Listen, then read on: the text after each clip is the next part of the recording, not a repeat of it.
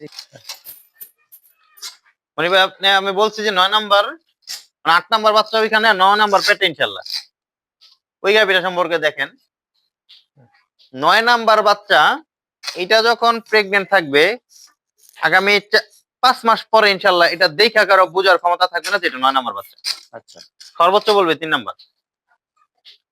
And এইটা reason কি? কিন্তু গাভী দেখে মনে হচ্ছে না যে ৯ নাম্বার বাচ্চা দেবে। মনে হচ্ছে না। না।